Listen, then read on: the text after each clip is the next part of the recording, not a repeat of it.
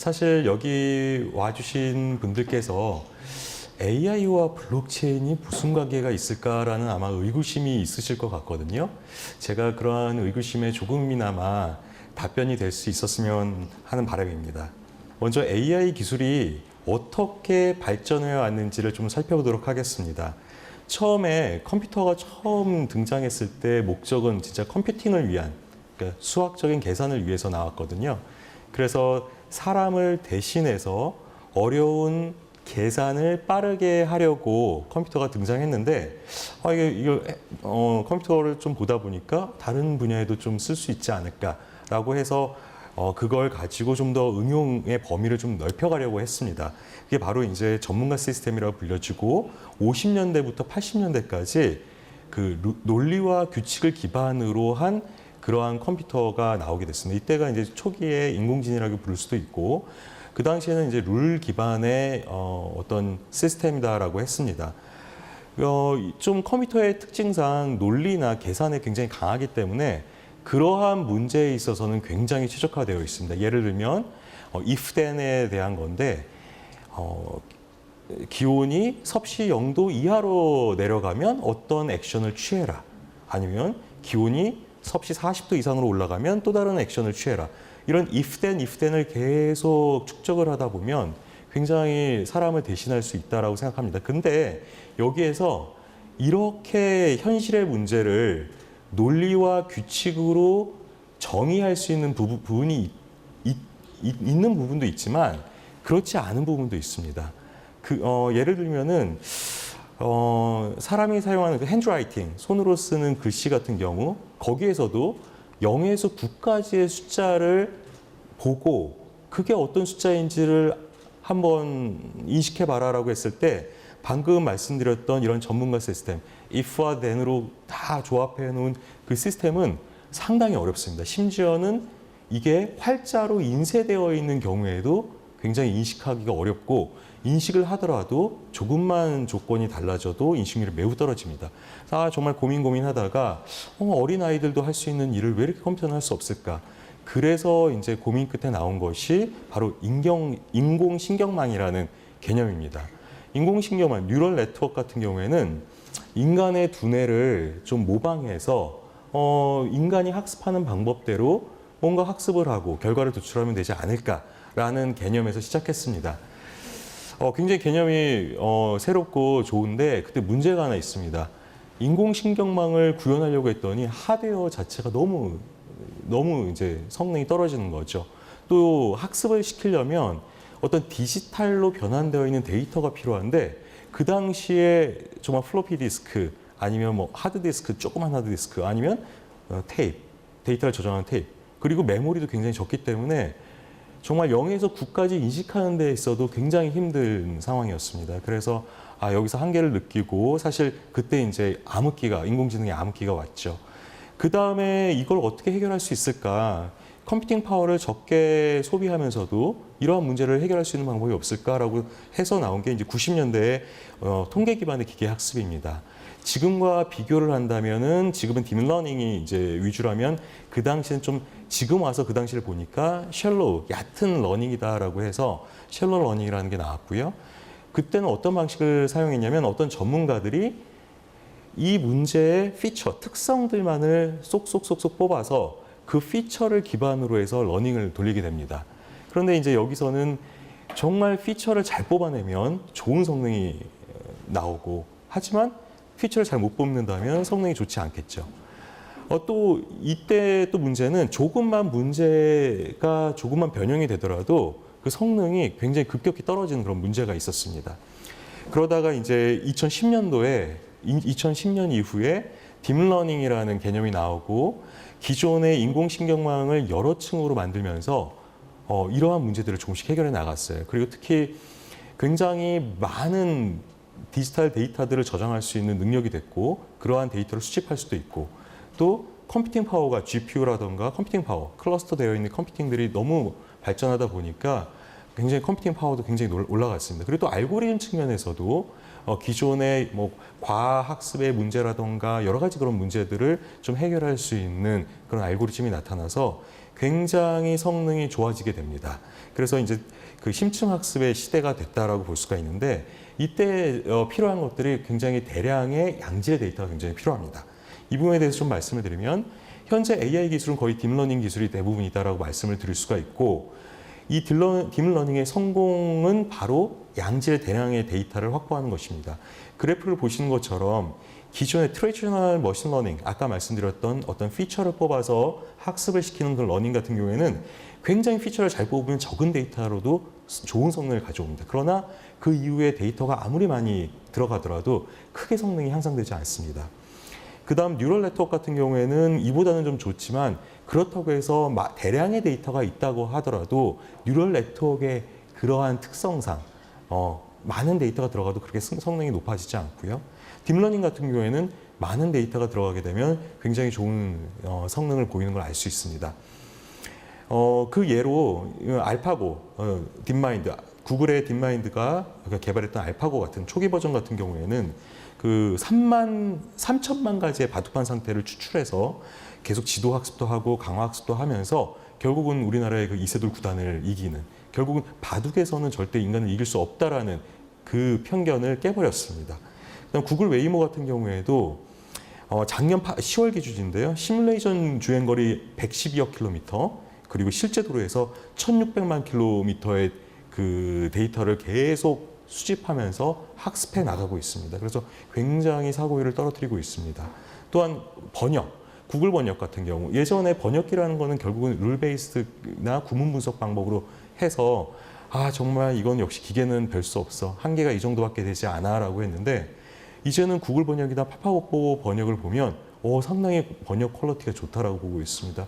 그게 바로 하나의 언어상, 한국어에서 영어, 영어에서 한국어, 이러한 하나의 그 언어상을 번역하는데 거의 1억 개 이상의 그 문장을 이용해서 학습을 한다고 합니다. 그만큼 데이터가 많아지면 딥러닝의 그 성능은 굉장히 좋아지고 있습니다. 그런데 이때 중요한 건 그냥 데이터가 무조건 많다고 해서 좋은 성능을 가져오지는 않습니다. 이 데이터가 퀄리티가 떨어지게 되면 아무리 많아도 그 결과는 장담할 수가 없습니다. 그래서 보통은 가이고, garbage in, garbage out이라고 합니다. 쓰레기가 들어가면 쓰레기가 나온다. 그 예로서 몇 가지 예를 좀 찾아봤는데요. 마이크로소프트에서 만든 인공지능 테이 같은 경우에는 굉장히 극우 성향의 사용자들이 발표하자마자 막 학습을 시켰습니다. 어떤 학습을 시켰냐면 욕설이라던가 인종차별적인 것, 성차별적인 것들을 학습을 시켰습니다. 그랬더니 테이가 그 트위터에다 이런 얘기를 합니다. 나는 정말 페미니스트가 정말 싫다. 제가 정말이라고 번역했지만 아마 여기 보시면 다른 말로 되어 있고요. 그들은 모두 죽어야 되며 모두 지옥에 가서 불타라. 이런 얘기를 트윗을 합니다. 또 다른 걸로는 히틀러는 옳았다. 그리고 나는 유대인이 싫다. 이런 얘기를 합니다. 그래서 만 24시간이 되기 전에 서비스를 중단하게 됐습니다. 그리고 두 번째는 컴파스라는 인공지능인데 사람의 외모만 봐도 그 사람이 위험한 사람인지 위험하지 않은지를 구별할 수 있다는 인공지능이었습니다. 그런데 정말 그래서 이게 정말 맞는지 한번 미국 재소자들을 가지고 테스트를 해봤습니다. 그랬더니 사진에 보시는 것처럼 백인은 굉장히 리스크가 낮다. 낮은 점수가 나오고 흑인은 리스크가 굉장히 높다라고 하는데 실제 복역하고 있는 그 범죄 사실을 보니까 요 왼쪽에 있는 백인들이 다 중범죄를 일으킨 사람들이고요. 오른쪽에 있는 흑인들이 경범죄를 일으킨 사람들입니다. 결국은 이런 인종차별적인 편견이 들어가 있을 수 있다는 것이고요. 또 구글 포토에서도 굉장히 큰 이슈가 있었습니다. 구글 포토가 자동으로 사진들 캐테고라이즈를 해주는데 어떤 흑인이 구글에 얘기를 했어요. 내 친구들이 고릴라로 분리가 돼 있다. 이게 뭐냐? 난리가 났습니다. 그래서 대표가 사과를 하고 이 문제를 바로 해결했습니다. 그만큼 양질의 데이터가 중요합니다. 그런데 그렇다면 지금 양질의 데이터를 갖고 있는 기업들은 어딜까요? 지금 보시는 것처럼 FAMGA, FAMGA라고 하는 페이스북, 애플, 마이크로소프트, 구글, 아마존 이런 기업들이 굉장히 양질의 데이터를 갖고 있습니다. 왜냐? 이들이 바로 유저와 사용자와 바로 그 서비스를 제공하고 그 서비스로부터 개인정보를 가져다가 좋은 서비스를 하고 있습니다. 구글 같은 경우에는 지금 구글 서비스를 사용하지 않으시는 분들을 찾기가 더 어려울 정도고요. 전 세계 수십억 명의 사용자가 있습니다. 이들을 통해서 텍스트, 이미지, 비디오, 뭐 위치 정보, 어마어마한 정보들을 가지고 좋은 서비스를 하고 있고요. 대표적인 AI 주요 분야 같은 경우에는 뭐 구글 홈, 구글 어시스턴트, 그다음 구글 번역 굉장히 많이 사용하고 있고 지금 자율주행차 웨이모도 있습니다. AI 핵심 기술로는 텐서플로우가 있고요. 그다음 핵심 부서는 역시 아까 알파고를 만들었던 딥마인드가 있습니다. 페이스북 어마어마한 사용자의 그 게시물들에 대한 정보와 채팅 정보를 가지고 있습니다. 전 세계 20억 명 이상의 사용자를 보유하고 있다고 합니다.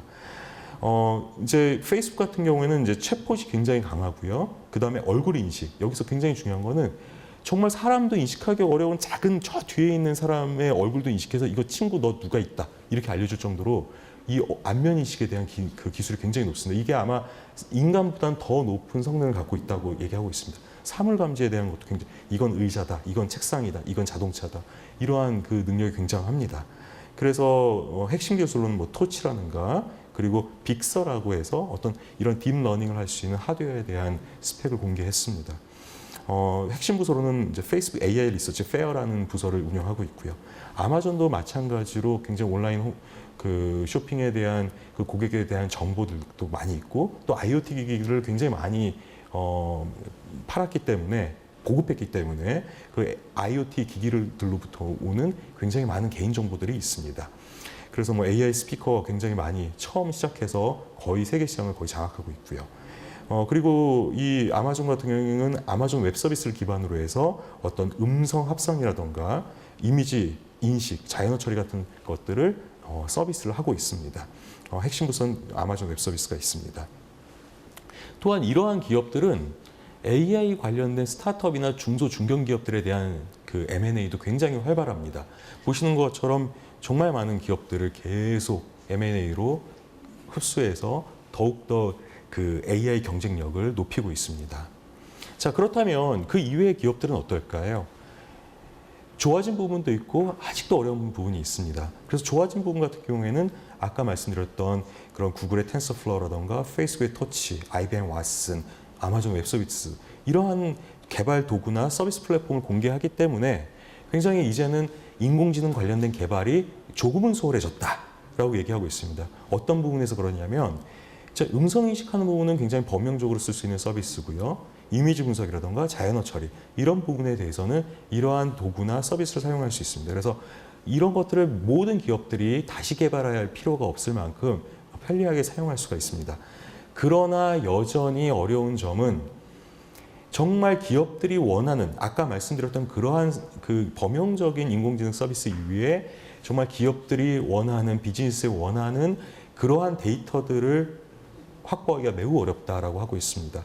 여기 두 번째 인터뷰를 한 분의 그 스캐터랩의 김종윤 대표라는 분이 인터뷰했던 내용을 보면 이분이 했던 서비스가 뭐냐면 서로 주고받는 메시지를 보고 상대방이 어떤 감정을 갖고 있다, 어떤 화가 나고 있다, 아니면 지금 즐겁다, 행복하다, 뭐 약간 썸을 타고 있다, 뭐 이러한 감정을 분석하는 걸 했습니다. 그런데 우리나라 사람들 제일 많이 사용하는 게 카카오톡인데 카카오톡 대화 메시지를 가져올 수가 없습니다. 그래서 굉장히 어려움을 갖고 있다. 그래서 비즈니스 모델 관점에서는 굉장히 이런 개인 데이터가 중요합니다. 그럼 공공으로 우리가 제공하는 공공 데이터 가지고 하면 되지? 좀 공공 데이터 가지고 할 수 있는 비즈니스 모델은 되게 제약이 있습니다. 정말 돈이 되는 것들은 개인의 정보를 가지고 사업을 그 개인을 위해서도 아니면 그 개인의 정보를 가지고 타인을 위해서도 할 수 있는 비즈니스 모델이 가장 좋게 되겠죠. 그래서 월드 이코노믹 포럼에서도 굉장히 오래 거의 10년이 다 돼갑니다.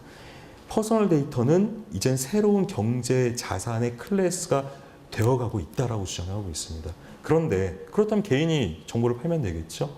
그런데 우리가 갖고 있는 그런 개인 정보가 정말 많습니다. 예를 들면 매일 출퇴근하는 동선이라던가 카드 거래 내역, 아니면 선호 음식점, 쇼핑 정보, 운동 건강 정보, 음악 선곡 리스트 어마어마하게 많은 개인 정보가 매일매일 각자 만들어지고 있습니다. 그런데 이 정보가 제가 갖고 있는 걸까요? 개인이 갖고 있는 걸까요? 서비스를 지금 제공하고 있는 기업들이 갖고 있습니다. 그래서 그 기업이 갖고 있는 정보를 제가 제 정보임에도 불구하고 자유롭게 이용하기가 굉장히 어렵습니다. 그렇다고 해서 그 정보를 다른 이런 아까 스타트업이나 이런 기업들이 가져다 써라라고 하기도 굉장히 어렵습니다. 왜냐하면 지금 우리나라 같은 경우에 여러 가지 데이터 관련된 법 제도나 규제가 굉장히 강합니다. 개인정보보호법이나 뭐 이 법에 의해서 정말 배보다 배꼽이 더 큽니다. 그 정보를 가져다 쓰기 위해서는. 근데 대량의 정보를 어떻게 가져다 쓸 수가 없죠. 또 그런 것들을 설명할 수 있다고 해서 어떤 브로커를, 데이터를 거래하는 브로커를 두고 한다고 하더라도 정말 이 기업이 이 브로커에 의해서 내 정보가 내가 공개하고 싶은 정보만 일부만 공개를 하는 게 맞는 것인지에 대한 신뢰도 떨어지고요. 내가 원하는 기간만 진짜 공개를 하는 것일까? 아니면 공개했으면 난 그 대가를 받아야 되는데 이 브로커들이 나에게 그 정말 정당한 대가를 주고 있을까? 이런 여러 가지 걱정을 하게 됩니다. 자, 결국은 이 AI 데이터 확보를 하기 위해서는 이 패러다임에 대한 시프트가 필요하다는 게 정말 중요하고요.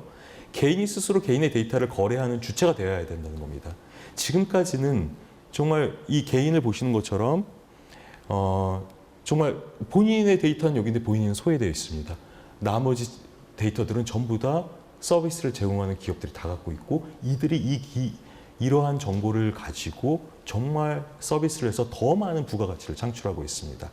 이제는 내 정보는 내가 관리하고 내가 어떤 이득을 얻어야 되고 그 정보를 원한다면 정말 자유롭게 쓸 수 있는 그런 환경이 돼야 된다고 생각합니다.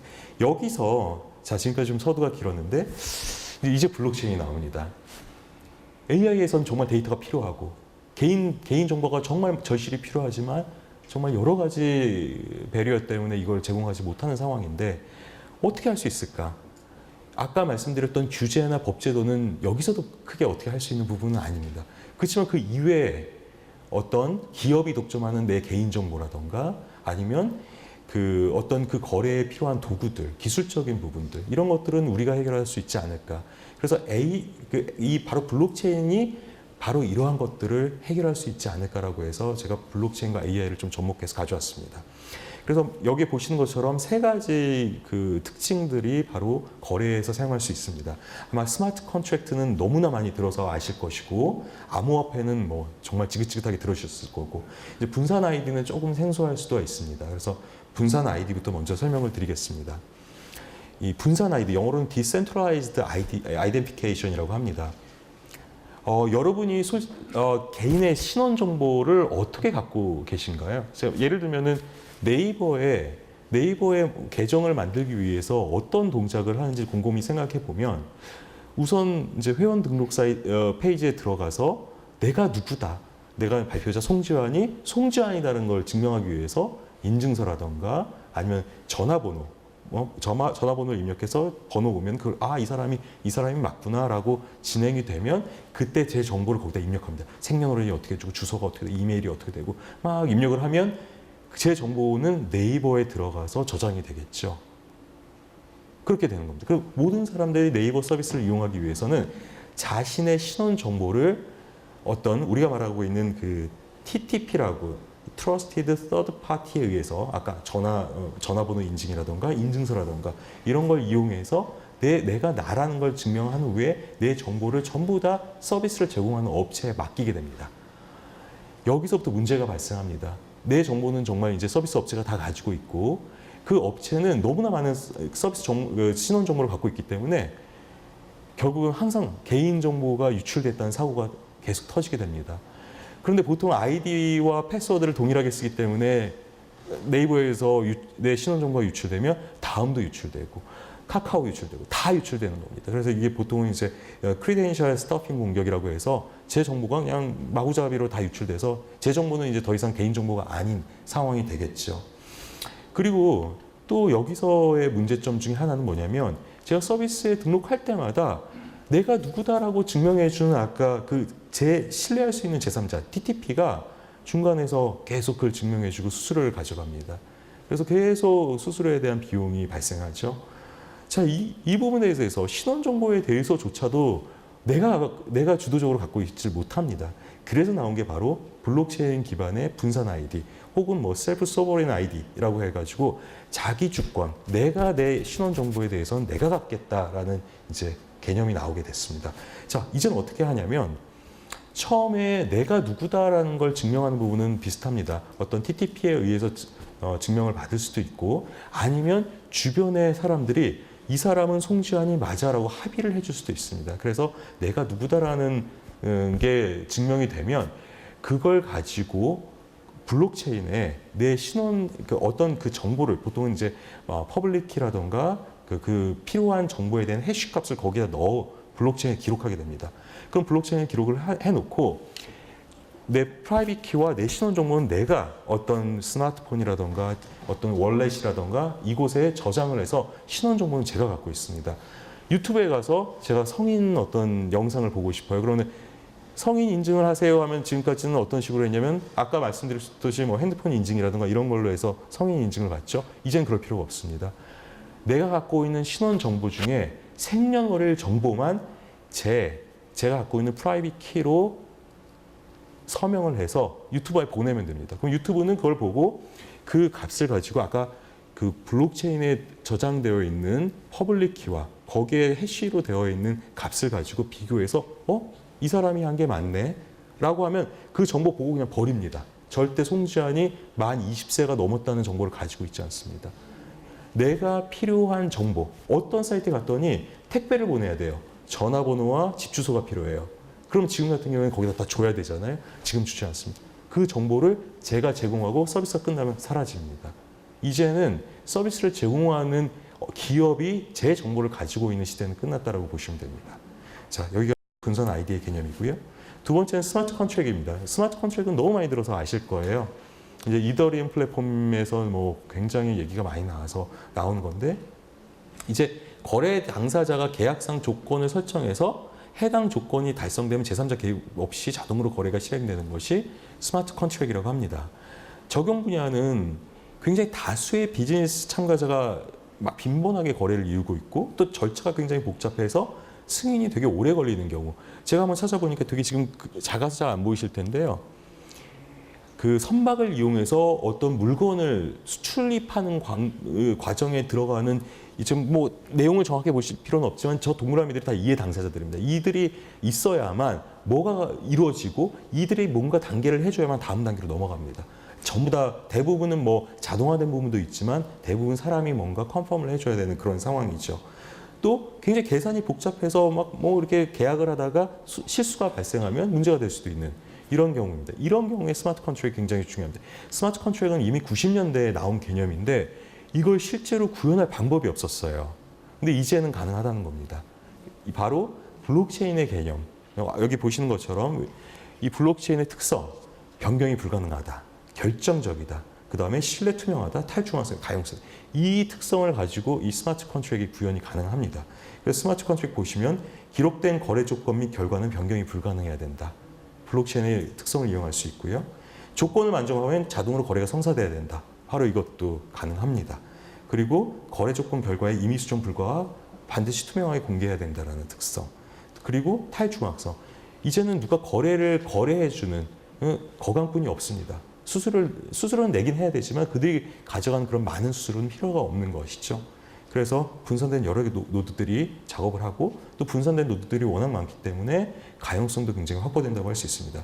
그래서 지금은 반드시 거래를 정말 제대로 하기 위해서는 그 중간에 변호사, 중개인 이런 제3자가 반드시 필요했다고 하고 또 그런 거래 수수료가 발생을 하고 또 거래 위반에 대한 가능성이 항상 존재하고 또 손해가 발생했을 때 이러한 소송이나 추가 비용이 발생하게 됩니다. 이제 앞으로는 블록체인 기반으로 스마트 컨트롤로 간다면 어떤 자동화로 어떤 거래가 이미 블록체인에 기록이 되면 그건 조건이 완성되면 그대로 수행이 되는 겁니다. 그걸 번복할 방법은 없습니다.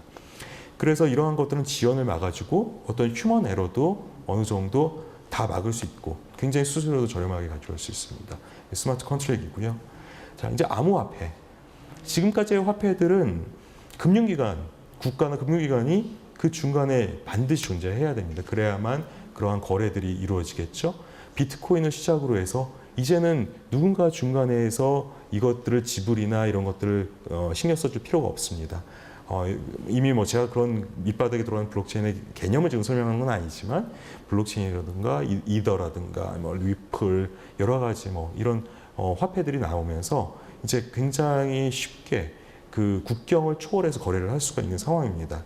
그렇게 됐을 경우에는 어떤 중간에 이제 중개인이 없이 환전 거래 등이 하기 때문에 수수료가 굉장히 낮아진다는 것. 그리고 국제적으로도 되게 사용하기가 굉장히 편하다는 것. 초반에 제가 아까 법적인 이슈나 규제는 잠깐 내려두고 얘기하자고 말씀드린 부분이 좀 있기 때문에 이런 것들이 있습니다.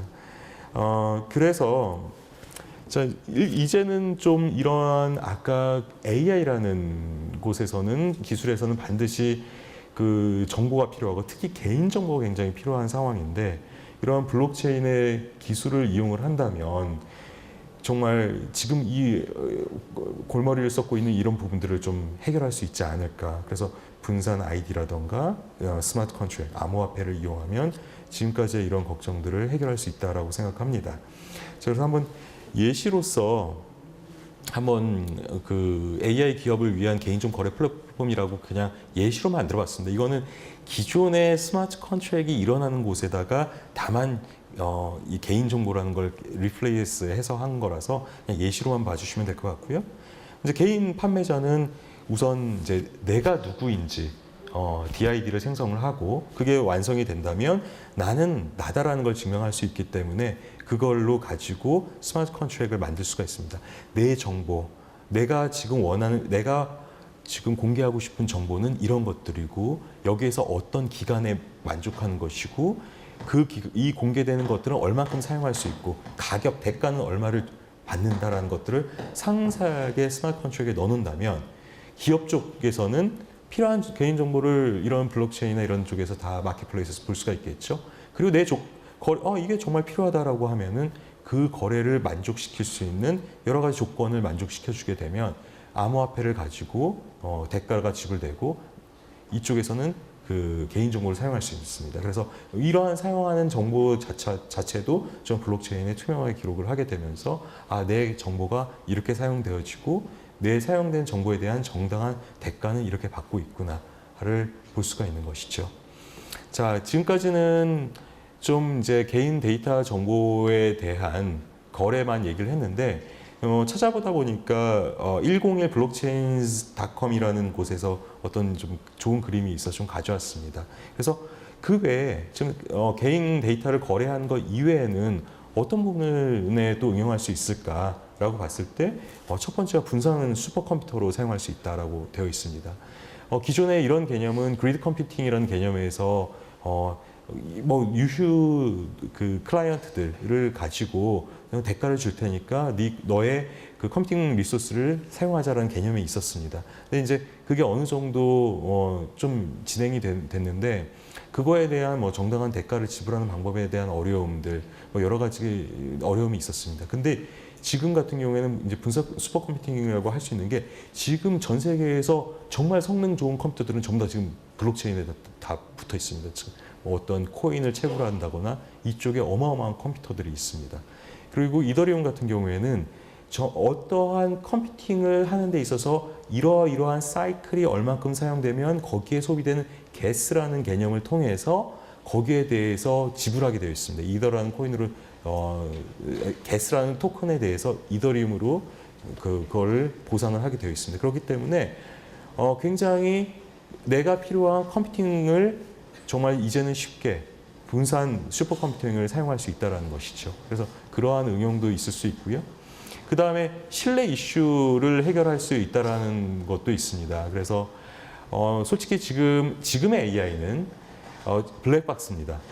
이 AI가 이 딥러닝을 통해서 들어와 어떤 인풋에 대해서 이 결과가 나왔는데 왜 이 결과가 나왔을까에 대해서는 잘 모르겠다입니다. 그래서 이 부분에 대해서 굉장히 연구를 많이 하고 있지만 아직까지는 그 결과에 대해서 알기가 어렵기 때문에 굉장히 신뢰, 한번 기록하면 지울 수 없는, 수정할 수 없는 이 블록체인에 인공지능끼리 뭔가를 한 행동들에 대해서 블랙박스처럼 전부 다 기록을 하게 된다면 나중에 이 인공지능이 이러한 결정을 했는지는 이유는 잘 모르더라도 이러한 액션들이 계속 이루어졌구나 라는 걸 히스토리를 찾아갈 수가 있습니다. 그러면 거기에 대한 피해 보상이라던가 책임 소재, 라이어빌러티 문제 이런 것들을 해결할 수 있지 않을까라는 얘기가 들어가 있었습니다. 자, 지금까지는 이제 이런 얘기고요. 마지막 페이지인데요.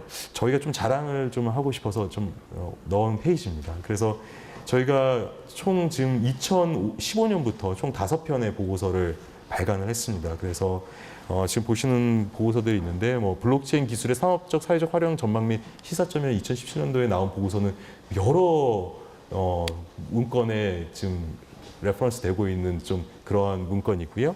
그 다음에 뭐 공공 서비스 분야의 블록체인 기술 활용 확산 방안도 굉장히 좋은 그런 평가를 받고 있습니다. 그리고 동향 컬럼 같은 경우에는 굉장히 많은 한 14편의 동향 컬럼을 지금 쓰고 있습니다. 그래서 좀 요즘 나오고 있는 이슈에 대해서 쭉 정리해서 올려주고 있고 지금은 저희 소장님이라든가 이전 소장님들도 여기에 컬럼을 좀 계속 쓰고 계십니다.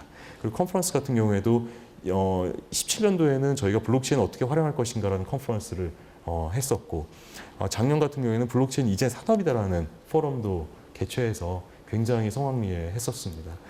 그래서 지금까지 좀 이런 굉장히 우리 연구소가 사실 인력은 그렇게 많지는 않지만 블록체인 쪽에서 굉장히 전문성을 갖고 연구를 하고 있다는 말씀을 좀 드리고 싶습니다.